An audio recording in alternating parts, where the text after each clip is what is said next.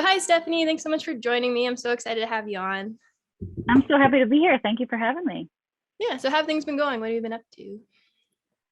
There's been a lot of stuff. I've been writing every week. I have a couple different writes with different songwriters. I try to do that at least a few times a week, if not more. So I've been doing a lot of that. Next week, I head to Nashville for CMA Fest. There's a ton going on there. I'm going down to record my next single. My Hmm. most recent single just came out like last week. So there's just a lot happening, trying to figure out what are we doing for videos and how are we going to promote it, and who are we reaching out to get to write about the songs, and all that behind the scenes stuff that people don't see. So it's been busy, but always good. Awesome. That sounds fun. Have fun in Yeah. Nashville. Thank you. I love it there. I absolutely love it there. You're from New England, right? Or New York? I'm from New York Okay. originally, and now I live in New England. I actually Okay. have been living in New England for, gosh, 8 years. I Yeah. was living in Connecticut for a while, traveling in and out of New York, but also down to Nashville. And then we moved to Maine November 2020. So Okay. it's getting close to that 2 year mark that we've been up here in Maine. Nice. Well, let's get right into it. So what made you get into music in the first place? I've always been part of music. Like, it's been a big thing in my whole life. I grew up listening to a lot of different music in a very musical household. My mom would walk around cleaning the house and singing. So we always had, some sort of music happening at home. I always felt like I really wanted to be in music in some way, shape, or form, which I thought was, when you're younger, you're like, oh, they're just singers. Like, that's it. It's not the songwriter and like all the extra pieces. You're just like, I'm gonna be a famous singer one day. So fast forward in time, I was in a bunch of shows at school, different choruses. I was in choir for a number of years. When I was 16, I started trying out for all of the shows. So I've been what is it called? American Idol. I've done 6 times. Wow. It's hard to keep them all straight. So 6 times for American Idol. I tried out for Nashville Star once because that wasn't on the air very long. Yeah. And then The Voice, I think I tried out 3 times for that. So once I got done with that kind of phase of my life, I decided that was not the route I was going to go. And I was going to figure something else out. And over years, I met a lot of really talented musicians and people in the business that really helped me get my music off the ground. And that came in November 2018, with my first EP that I put out, titled Stephanie Ryann, because I was like, what is this going to be? I might as well use my name. And then I've been releasing singles and all kinds of music ever since. And it's been a really fun, wild ride. And I'm excited to continue that journey. Awesome. And on your bio, you said you were a former firefighter. Yes, I was a former firefighter, a volunteer. I was a Okay. volunteer for a number of years. I started out as a junior volunteer in my hometown. So that was, gosh, ninth grade, maybe Okay. eighth and ninth grade. When you were able to join, you had to be, I think, 15 or 16 years old. So I joined and did that for a few years. I became captain after a couple of years there. And then I was 18 in my senior year of high school. So I was able to join the adult section of the fire department. So that was really fun. I was a volunteer for about 10 years, active. I still have all my stuff, but I don't live in that town anymore. So Oh, I retired from doing that, and I went to school, and then finally went for music yeah, that's really cool. full time. Yeah. Yeah, it's really cool. You don't see a lot of like female firefighters too. It's true. Yeah. We're getting to be more and more as time goes on, and it's really Mhm. cool to see all the women who are going for that role. So I'm a big proponent in that. My family, we have a long history of people being in the fire department, Okay. and no, there was one other woman in the department when I joined, and I was just like, if my dad's in it, my brother's in it, why can't I? Yeah, exactly. So, and I wanted to show people that women could do it too. So it was a lot of fun. Oh, I love that. And you also said that you were a fashion model. So Yes, what in was be- that like? in between the firefighting and the music full time, I was a model for about 10 years. And I was in and out of New York City, traveled a little bit for it, which was a lot of fun, very interesting learning experience. And I think it helped prepare me for doing all of the promo shots that I need Yeah. for music. So that went really well. But I got to work with a lot of cool different companies and just kind of seeing the behind the scenes of what you don't know. You know, it's not like that show, I forget what it's, America's Next Top Model, Oh something yeah. like that. I wasn't doing that. I did not do runway, but you know, it's just a very interesting, fun place to be, to see what goes into making clothes and shoes and accessories, and the behind the scenes modeling of going to a store like Macy's or something like that, and the company wants to see what this look like on a person. So you're essentially like a human mannequin Yeah. for clothing, or how they make clothes where you are essentially the mannequin that they are making clothes on, because you're the perfect body size for that brand. So there's a lot of avenues in modeling that I didn't know prior to actually getting into it. But after 10 years, I knew it wasn't right for me anymore, and I really wanted to focus full time on music. So that brought me here today. That's really cool. I love your path in life and Thank you. all the Thank cool you. things you've done. I try to be as interesting as possible, because there's probably not that much more interesting things in my life, but you know, it's fun to have those couple of things to share, and you never know what people have in their closet of things that you don't know. Yeah, exactly. That's why I love talking to people and like getting to know them. So let's get to some of your music. So you picked 3 of your own songs and 3 songs that have inspired or influenced you in some way. And the first one is your brand new single called Regulars and Drop-Ins, which I love. The chorus has been stuck in my head. Thank you. So what's the story behind this song? So I came to a write I was down in Nashville, and I was like, I need to write my next single. So I set up, I think, 4 or 5 writes for the week that I was in town. And I got with my friend Kate Hastings and Josh Beal. They both write for Priscilla Block. Okay. And I brought this idea to this table of, it was then called Drop-Ins and Regulars. And just the idea of, there are people that come into your life that stay around for a while, and then there's people that come into your life and they leave, which is very similar to being at a bar and being a bartender, which I also was years ago. Prior to the pandemic, for a very short time, I was a bartender, and you would always have the regulars and the people who would just kind of come and go. So I thought that was a very cool juxtaposition for the song. And when I brought the idea to the table, they got excited about it, and we sat down and wrote it in a matter of a couple of hours. And then I knew, as soon as it was done, I was like, I think this is going to be the one. By the end of the week, I had all my songs, and all of them are great, but that one was the one that stuck out to me the most. So I brought that to my producer, and now it's out, and I'm excited. And you know, people are streaming it, and like you said, getting the chorus stuck in their heads. So I'm very excited about that. It's all we can hope for as musicians and artists, that people want to listen to the music and get stuck in their head enough that they're like, oh, you know, catch themselves in the shower singing it, or you know, walking down the street. So that's amazing. Thank you. Yeah, awesome.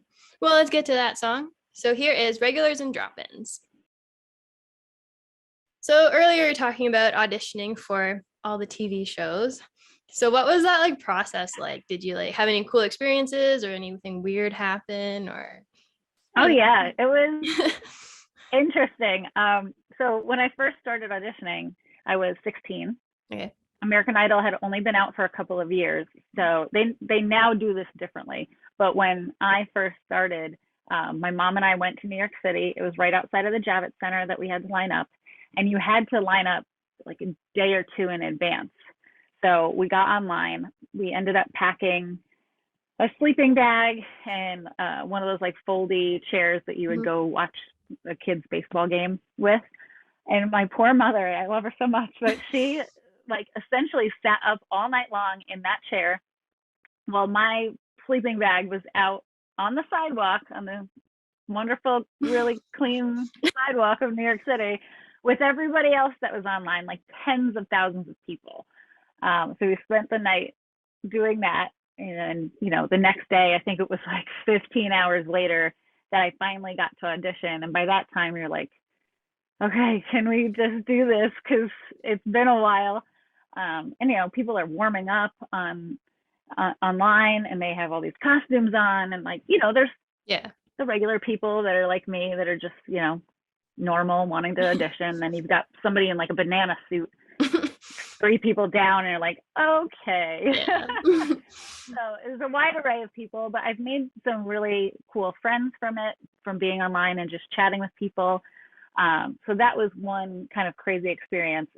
Through the years, that changed. You would go and get like a bracelet, and then you'd come back the next day, Okay. and you just spend, like 20 hours online waiting to get seen, waiting for your opportunity. And then for The Voice, they had changed it when I went to it. And I don't know if this is still how they do it, but they have you they like send you a sheet of paper that essentially says you're going to be seen between like 10 and 3. Okay. And then there's another one that's like 3 and 7. So you get seen in that bracket of time, which is amazing. I was like, great, I don't have to spend 100 hours on this line. Like, it's still going to be long, but just not as long as the other ones. And I never made it past the first round of auditions in The Voice. I did once with American Idol, and I got to, it was like the audition before you saw the celebrity judges. And a lot of people don't know that you actually see, you audition like 3 or 4 times before you actually see any of the celebrity judges. So I made it there. It was down in Pittsburgh because I had gone down there instead of New York. I think Pittsburgh was like the closest to me that year because they always changed where they had auditions.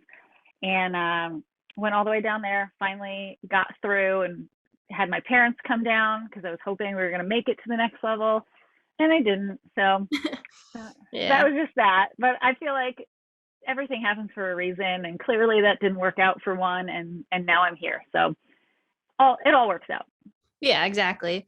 Were you singing, like, what type of music were you singing at the time? Was it country music or like something else? I sing a lot of different music. Okay. I think, when you audition for the shows, you want to sing something that you can sing your way, but differently.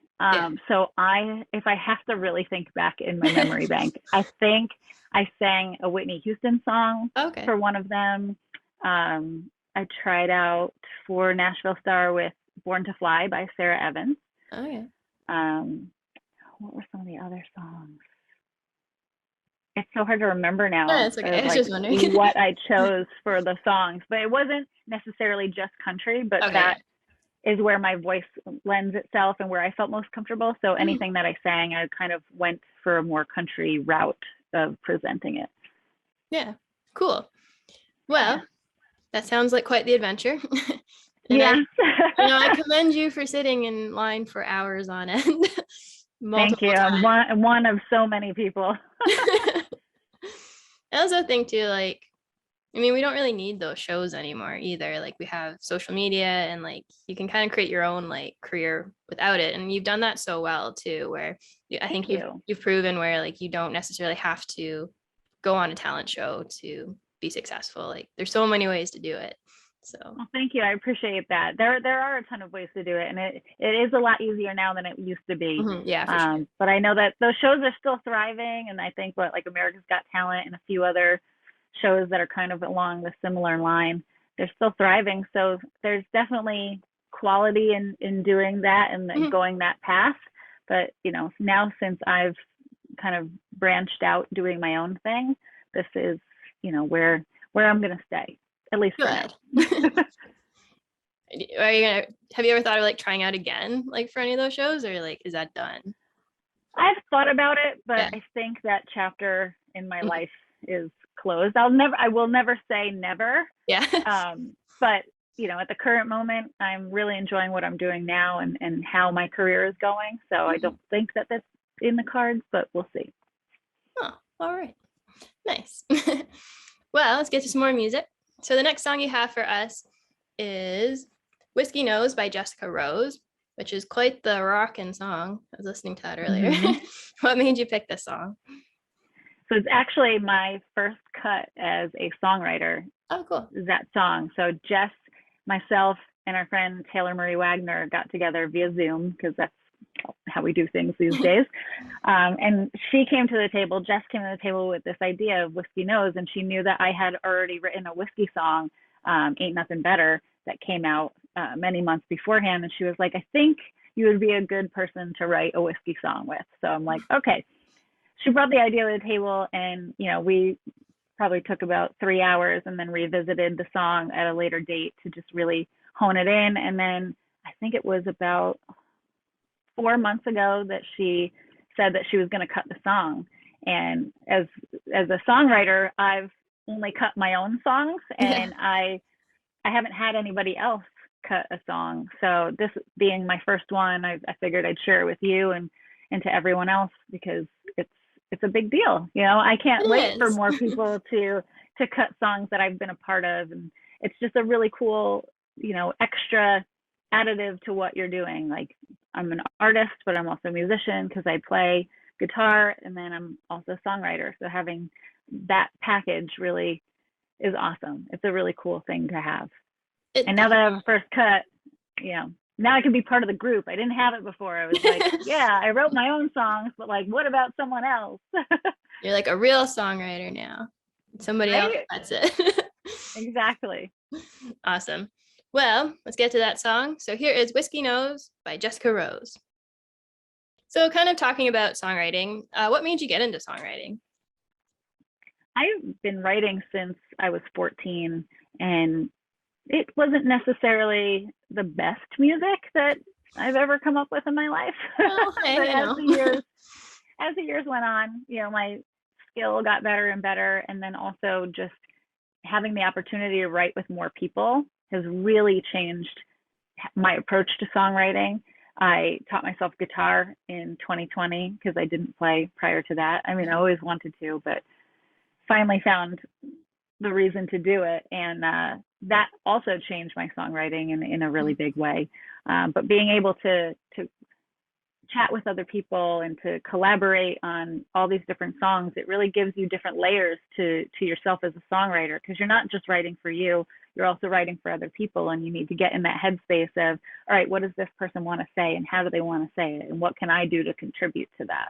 Mm-hmm. So it's been really neat to do that. You know, when you start out younger and you're just writing your own songs, they tend to kind of be the same, if that makes any sense. And then as you grow, they start to, you know, broaden the spectrum and broaden your horizons on things that you can write about. It's not just, my boyfriend broke up with me at the lunch table in, you know, 6th grade.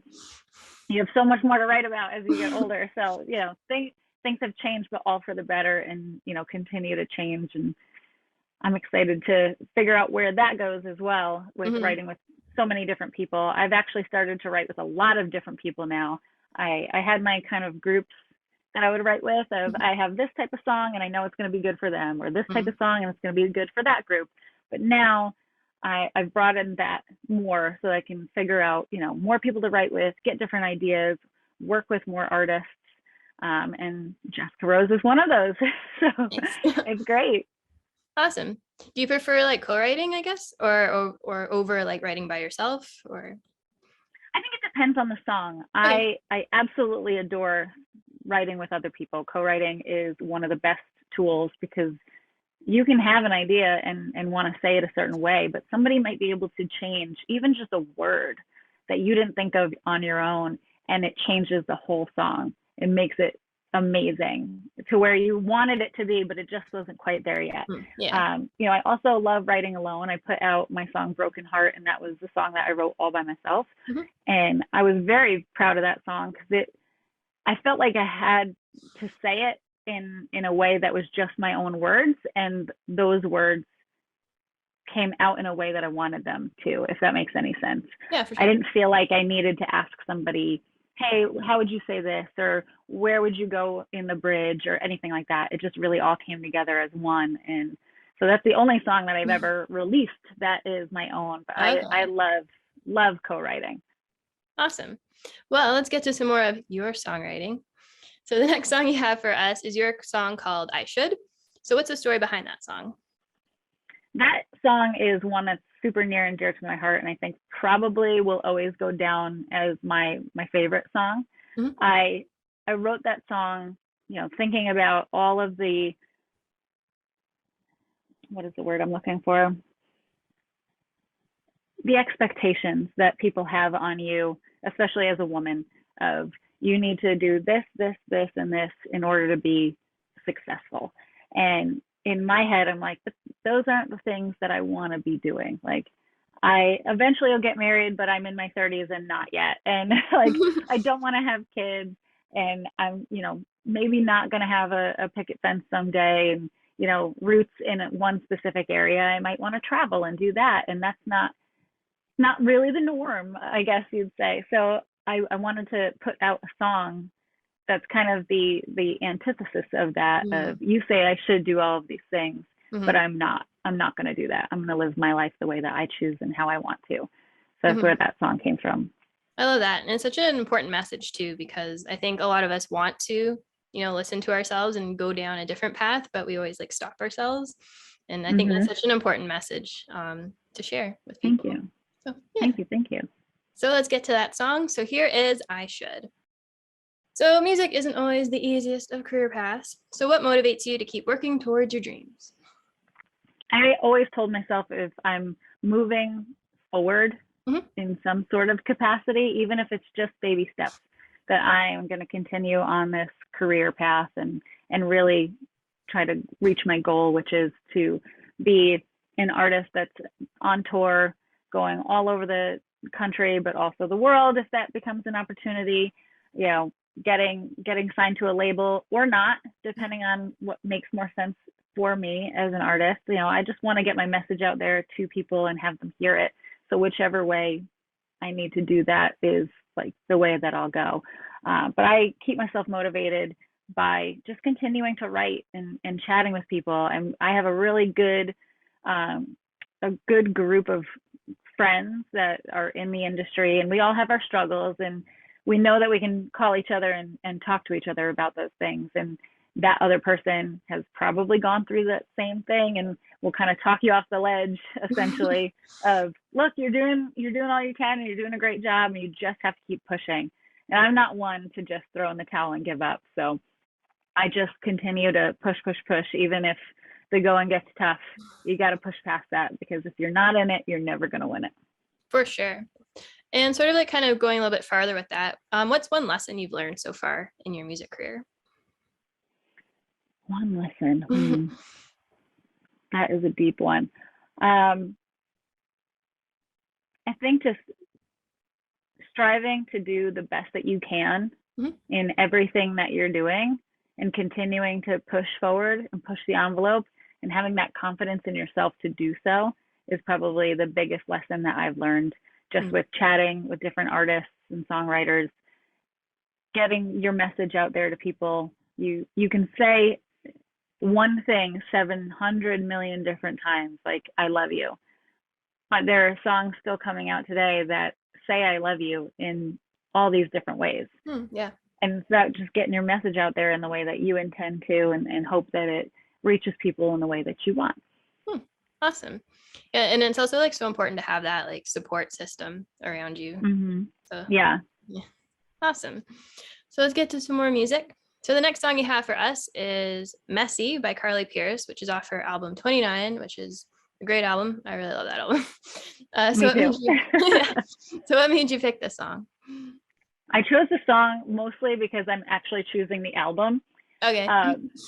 I love that song in particular, but every song on that album is written so smart and different than you've heard anything before. I was just saying before, you sing those songs that are I love you, and you can sing them 700 different ways, but there's always that way to say it in a way that someone else hasn't yet. And I feel like that album did that with songs like What I Didn't Do, and what is it, You're Drinking My Problem.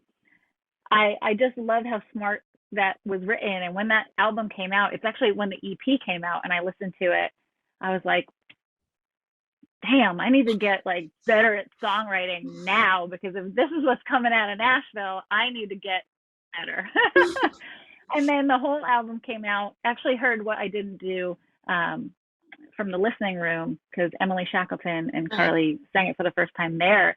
And I heard it and I was like, yeah, I don't think I've ever heard a song like that before. Everybody will tell you what he did, but not what he didn't do. And I loved how smart that was. It's just a really intelligent album. Yeah. And every song on it tells a story. Even though it's of a similar vein, it tells a different story. And I just love that. I love that about the album. Yeah, it's so good. If you haven't listened, It is. if you haven't listened to it, yeah, go listen to it. Awesome. So here is Messy by Carly Pierce. So what does country music mean to you? It's all about the storytelling for me. It's one of the reasons why I fell in love with country music. And I started listening to it back in like the 90s when, you know, Shania Twain and Faith Hill and Sarah Evans and, you know, all those amazing 90s country artists were out there just sharing their message. And I loved the story behind all the songs. And then as time went on, I would feel more connected to them because I was getting older and experiencing things that, you know, they resonated with my life more. And then with my voice, it kind of always lended itself more towards that style. And it kind of just all came together. And I was like, if I'm going to follow a career in music, it's definitely going to be country, because the way that I write, the way that I sound, how I look, I mean, geez, this is about as country as it gets with the hat and the plaid and all this stuff. So it just felt like home to me, if that makes any sense. I just felt like this is where I belong. Awesome. I love that. Yeah, the 90s were a great time for music. Good time. They sure were. Miss it. I was a big Shania Twain fan. So yeah. She was amazing. Awesome. Well, let's get to some more music. So the next song you have for us is your song called Nights Like These. So what's the story behind that song?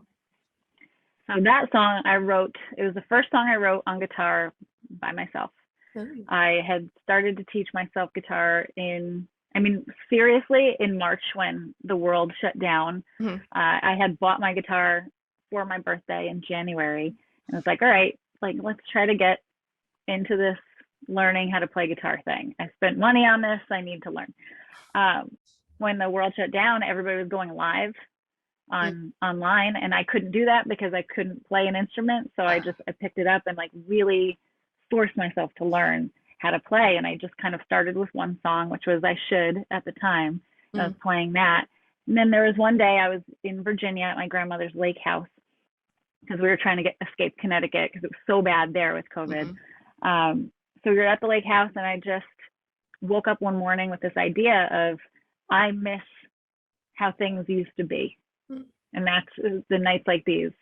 I want more of those. So I wrote that song in about an hour and a half, fully done. And I sent it to one of my friends because, like I said before, there are some things that can just be said a little bit better.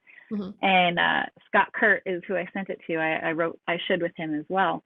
And I sent it to him. I was like, here, this is what I'm thinking. You know, what do I need to change? Is there, you know, something that can make this better? Because I just feel like this message is important to say, especially right now.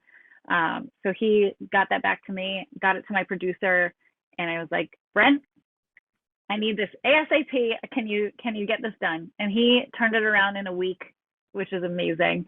And we were able to get it out in June, I believe, of 2020. And the message of it was just missing the times that we had before COVID, and, you know, the lives that we had and everything that we used to do, and just wanting more of those nights. So I'd give anything for more nights like these is the hook.